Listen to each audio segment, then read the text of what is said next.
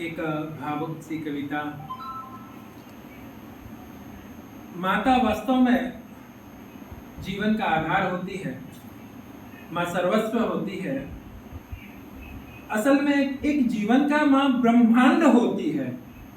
माँ से जीवन की शुरुआत होती है, जीवन या का समापन भी कहें या जीवन का आधार भी कहें, सब कुछ माँ के आधार से ही है।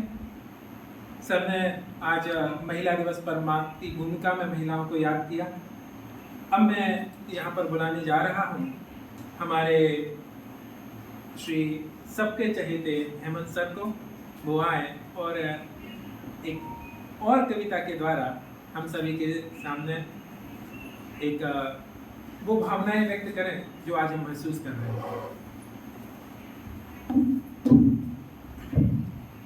सदन में उपस्थित सभी नारी शक्तियों को प्रणाम।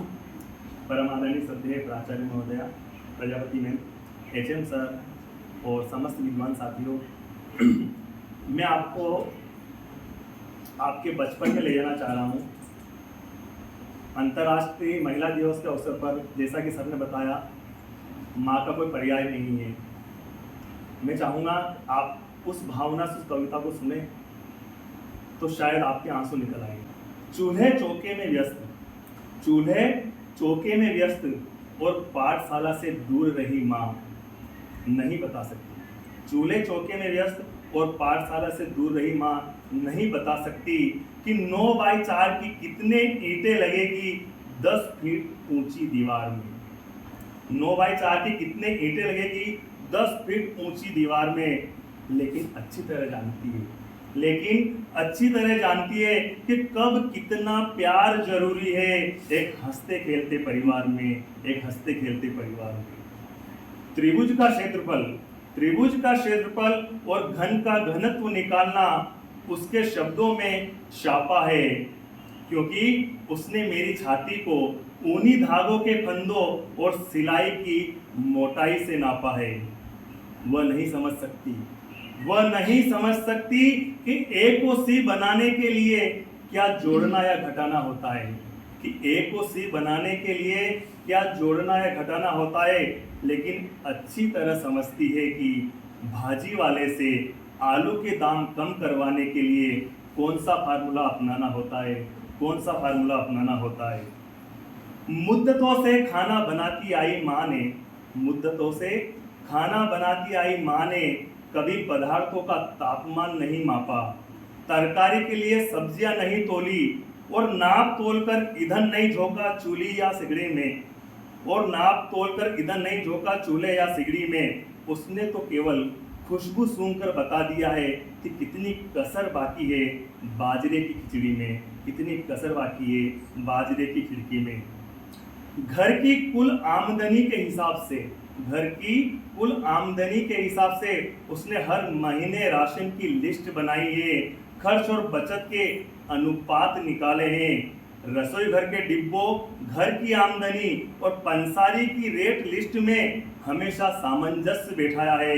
लेकिन अर्थशास्त्र का एक भी सिद्धांत कभी उसकी समझ में नहीं आया है। वह नहीं जानती सुर ताल का संगम, कर्कश, मृदु और पंचम सरगम के साथ स्वर, स्थायी और अंतरे का अंतर स्वर साधना के लिए। वह संगीत का कोई शास्त्री भी नहीं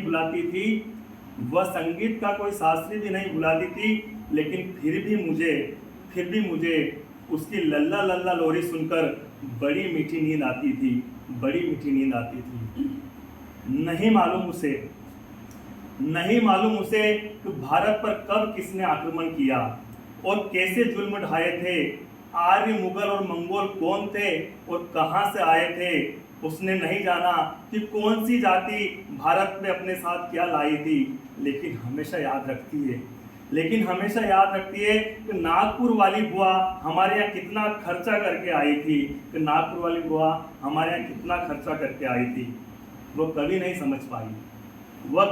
समझ पाई कि चुनाव में किस पार्टी के निशान पर मुहर लगानी है। लेकिन इसका निर्णय हमेशा वही करती है कि जोधपुर वाली दीदी के यहाँ दीपावली पर कौन सी साड़ी जानिए, दीपावली पर कौन सी साड़ी जानिए। मेरी अनपढ़ माँ वास्तव में अनपढ़ नहीं है, मेरी अनपढ़ माँ वास्तव में अनपढ़ नहीं है। वह बातचीत के दौरान पिताजी का चेहरा पढ़ लेती है, काल पात्र स्थान के अनुरूप बात की दिशा को मोड़ सकती है, झगड़े की संभावनाओं को भांपकर कोई भी बात खूबसूरत मोड़ पर लाकर छोड़ देती है। दर्द होने पर हल्दी के साथ दूध पिला पूरे देह का पीड़ा को मार देती है, और नजर लगने पर सरसों के तेल में रुई की बाती भिगो नजर भी उतार देती है। अगरबत्ती की खुशबू से सुबह शाम सारा घर महकाती है, अगरबत्ती की खुशबू से सुबह शाम सारा घर महकाती है। बिना काम किए भी परिवार तो रात को थक कर सो जाता है, लेकिन वो सारा दिन काम करके भी परिवार की चिंता में रात भर सो नहीं पाती है। सच, कोई भी माँ अनपढ़ नहीं होती, सयानी होती है, क्योंकि ढेर सारी डिग्रियां बटोरने के बावजूद बेटियों को उसी से सीखना पड़ता है कि गृहस्थी कैसे चलानी होती है। अंतिम पंक्ति में अपनी कविता को विराम दूंगा। तो जिनके अपने वजूद होते हैं वो बिना पद के भी मजबूत होते हैं, अंतर्राष्ट्रीय महिला दिवस की पुनः शुभकामनाएं।